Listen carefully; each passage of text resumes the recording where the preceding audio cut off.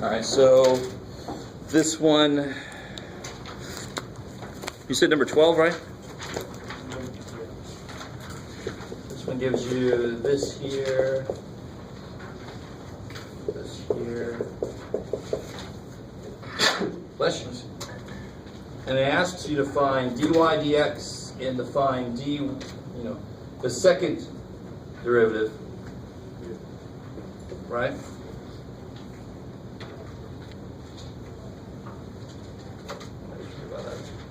Yeah. So the last time you guys were sitting in amazement that the derivative was so easy to find, I mean, at least the definition, right? It had me thrown for a loop. So how do we find dy dx? You just find Derivative of y with respect to t over the derivative of x with respect to t. So that first step's not too bad, right?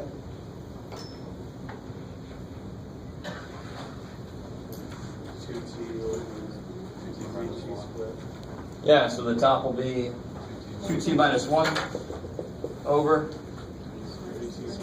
3t squared, period, right?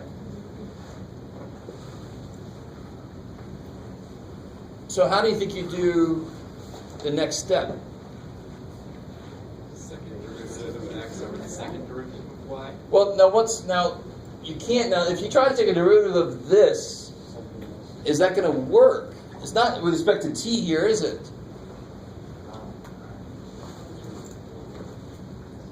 So really, this symbol here means d by dx of dy dx, right? Is that cool right there? And that's why it's d squared y over dx squared.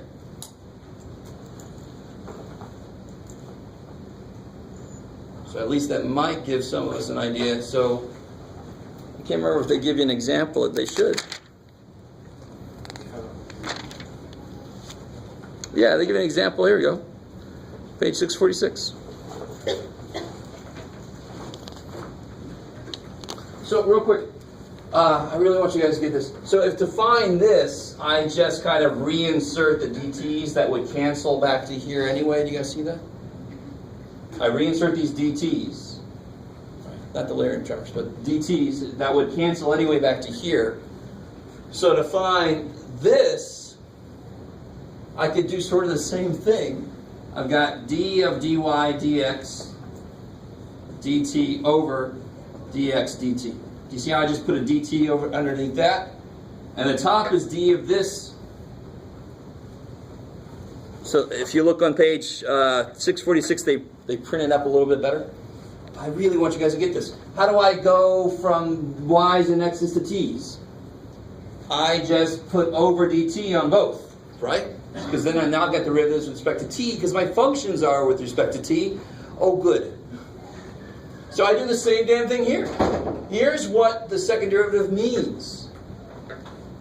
So let me do this one little step at a time here. Turn around, camera. What would I have on the bottom? I've got dx. Right, that dx. And on the top I have d blah, right? So that's just another kind of weird way to write that, isn't it? So pretty cool with from here to there. This is old news. It's the second derivative with respect to x of the, I take another derivative with respect to x of the first derivative. That's, of course, what the second derivative is. That's why I'm able to write it like this. And that's where this symbol comes from. 2 d's and 2 dx's. That's why I got squares on both of those, right? So you guys have a pained expression. This should be old news. The new news is, okay, this is the top. This is the bottom. I do the same thing. What did I do here? I just inserted an over dt on both, didn't I? So if I insert an over dt, I get d by dt, dy dx, over dx, dt. That's how I get the second derivative. So if I ask for a third derivative, you do the same damn thing again. Yeah. It would be d squared, d over dx, the same thing again. Yeah.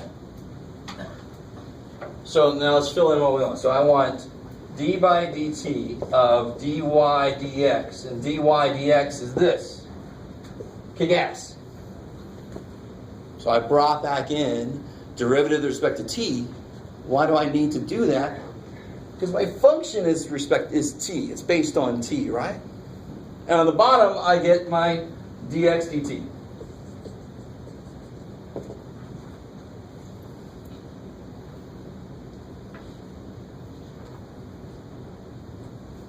All right, I can't sell it any better than that. So what's the derivative of this? What do you have to do for that? Quotient rule, right? So you have to do the derivative of this guy. I'll leave something for you guys to do. Over dx dt, which you already know is 3t squared.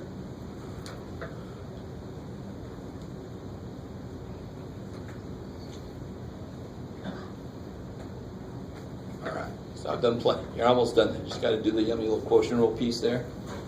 Basically, you'll be done.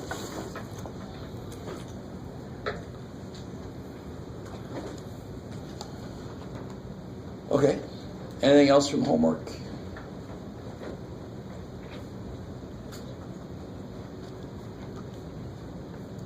No. Okay. All right. So last time we got a little bit into section 10.3, but let me take a step back and fill in one little thing here. I think I put this on the... Yeah, good.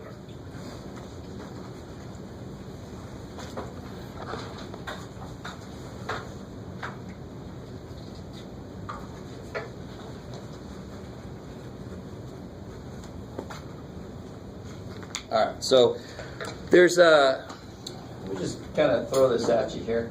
If I have a curve going through space, got my x and my y, I can talk about the arc length, how long this curve is, right? Which sometimes seems like it'd be very difficult. Well, what's really cool is as I move, it's changing, the length, of course, is changing by some amount, dl. Is that cool? As I move along it, it's like changing by some amount. The length is. So the whole idea of finding the total length of that curve becomes integrating with respect over dl. Let me say this again. So as I move a little bit, my length is changing, of course, right? So that's dl. So to find the entire length, I would just integrate dl. Well, dl is not very explanatory. It's not in terms of x and y. It sucks. I'm going to know my x, I'm going to know my y, right? So what's really, really beautiful about this, if you let it be, I'm going to draw really small and blow it up here for a second, right? So I got my dx and I got my dy. So if I want the total length, will be the integral dl.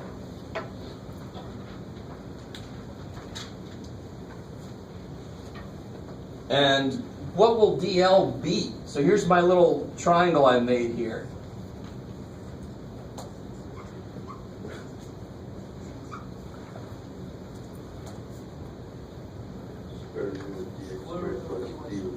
Yeah, so dl would be the square root of dx squared plus dy squared.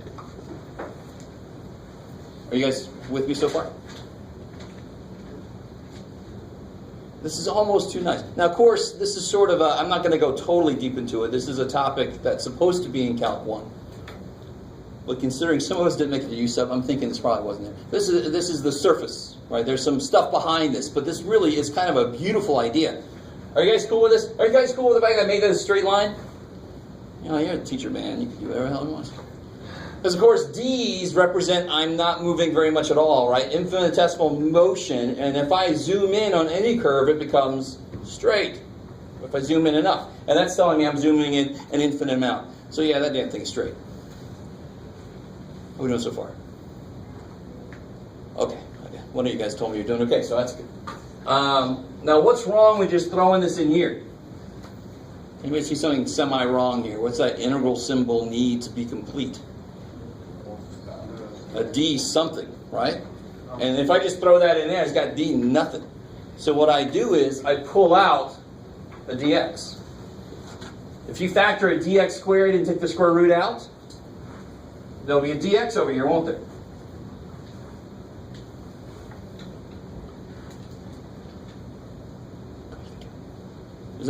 Do you guys understand? So I'm going to take a dx squared. Square root of it is dx. So I can take a dx out, which leaves me with 1 there.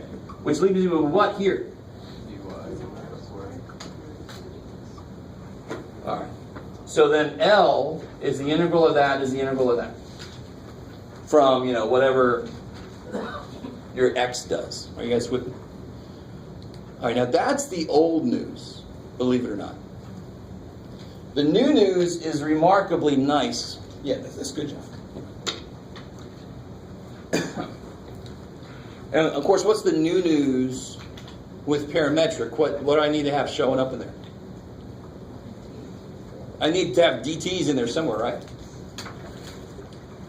So here's what you do. This is what you did when you had a function y equals f of x. This is what we would do to find the length of it. So to find the length of something defined as a parametric equations, two parametric equations, at this step right here, what do you think I'm going to do? Considering what we just did with the derivatives in general, what am I going to try to shove in there? dt, right? So here's what I do. All right, I'm going to get rid of some of this stuff. Everybody got what they want here? This is old news. This is chapter 8 news. This is before we did any parametric. You do any length of any curve using this formula. It's really kind of nice. Okay, cool. So now we're talking about what if my curve is defined parametrically? Well, all I'm going to do is shove in there dt's like we just did, right? I love this poor little dt2 is just like, all right, go in there. So for my dl, I'm going to get, what I'm going to do is, should not be too surprising, I'm going to divide by dt inside, which means to balance it out, what do I have to put out there?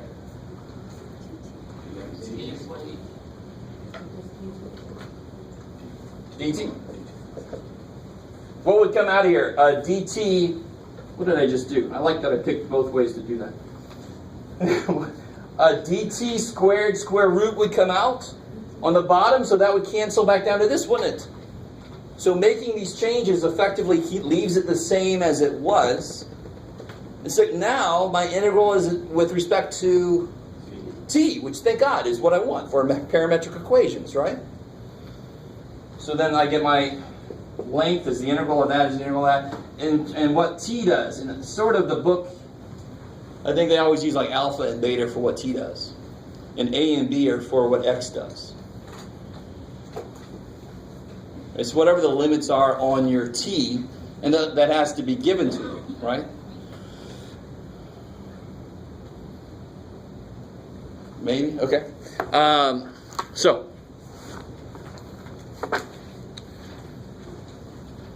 Oh, that's right. Got one more thing to do for you here.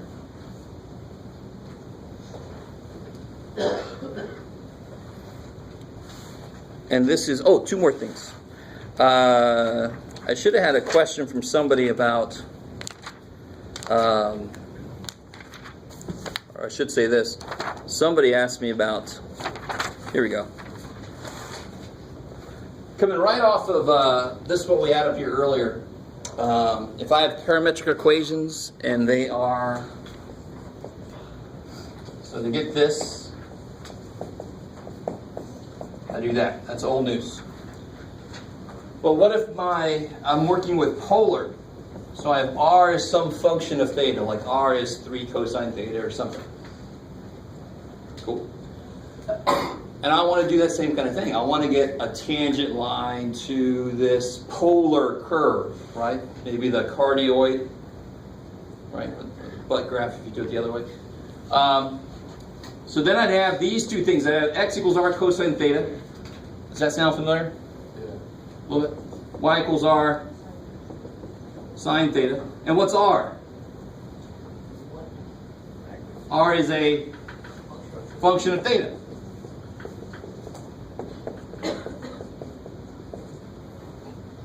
And what do I want to have this with respect to? These derivatives are going to have to be with respect to theta, because that's like my parameter now. It takes the place of t when I'm talking about angles.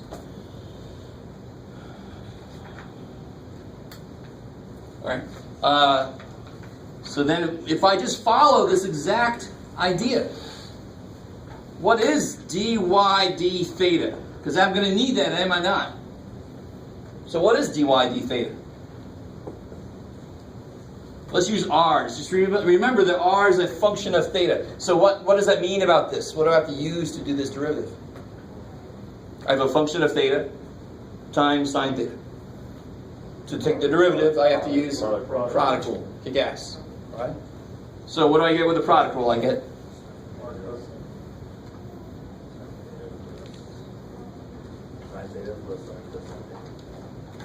well, r is a function of theta. So the derivative of r is dr d theta, right? Times sine theta. So derivative of the r times the sine plus r times derivative of sine, which is cosine. Now the bottom is going to be the same kind of thing, right? Dx d theta. That's going to be my dy dx. Exactly the same way we did with normal parametric. I should expect this equation to be a little bit more disgusting because it's got these parts to it. Plus angles always make things more disgusting somehow. Go away. Function of children, I like that. It's neat.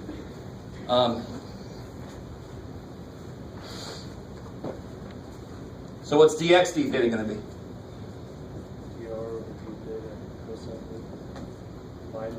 Good, I like it. Minus, because the derivative of cosine will be negative sine.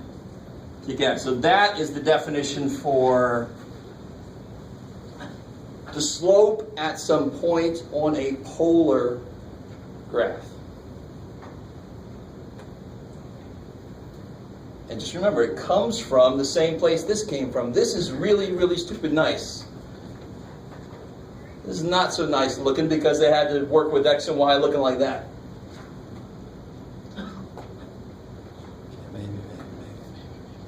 So you'll know theta. They'll say at a point when theta is pi over 6 or something. You'll know theta. They'll have to tell you what the function of theta is for r. And then it's just plug and chug stuff. That's relatively simple. Let that be nice. Looks gross, but it's just plug and chug. That's in section 10.3.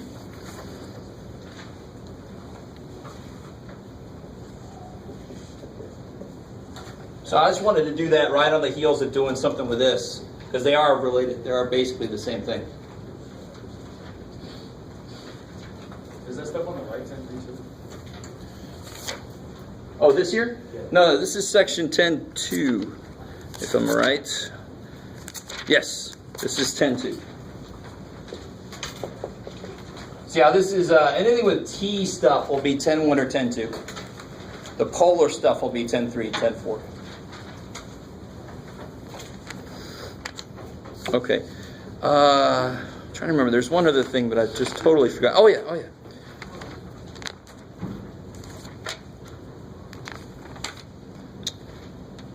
Where'd I go with that craziness? I can't remember where it was. If I want the area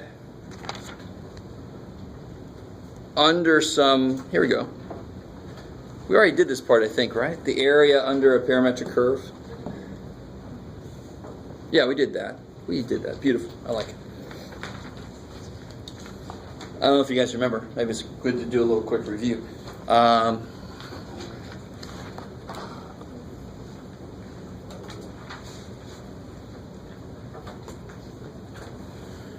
So remember that if I'm given some parametric equations and I want to know the area that's under the curve I get after I graph this thing. If I want to know that area. And I know that the area always is integrate your function with respect to x. So now I just got to replace that. This is almost too nice to believe. So if I call, if I say x of t is f of t, and y t is g of t, then this becomes... Now, what are A and B all about? What are A and B related to? It's what X is doing. I like it. So, of course, in this integral, I'm going to have dt at the end. So that's why we do have to change this to something else. They use alpha beta to show it's related. You don't freak out. Normally, you know what t does. You don't know what x does. So actually, normally you know this from the beginning. You don't have to like convert it somehow. And what's y? G of t. And what's dx? Actually, I already have part of it there. If x is f of t, what's dx? F prime dt, right? It feels like a substitution, doesn't it? I say u is x, du is dx. I got to put that d thing on the end there, right? So then I replace y with what it is, replace dx with what it is. And I get that. All right, so now immediately following up on the heels of all that craziness, here's a little group work thing. If you want to be a group of one, that's fine. Right? A little army of one. Or you can work together on this. A little pack of one.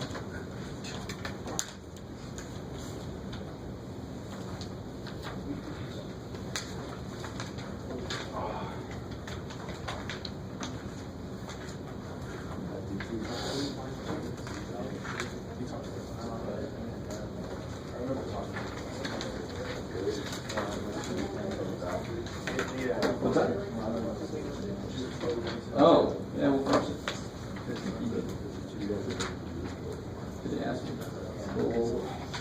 We'll see what happens. We'll see if we don't have time. I forgot we didn't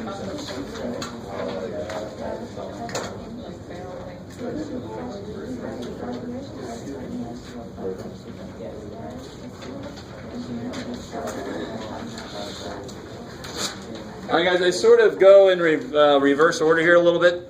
So the first couple are just conversion problems. So hopefully they're not too evil. The second problem is a full-out parametric curve to graph. And the third one relates directly to the second one. You guys see that? And it's exactly what we just talked about up here, finding the area under some parametric curve. Oh yes, this is what you're doing. And then number 4 is going way back to chapter 11 and Taylor stuff. I figure we should throw one of those in there to review a little bit.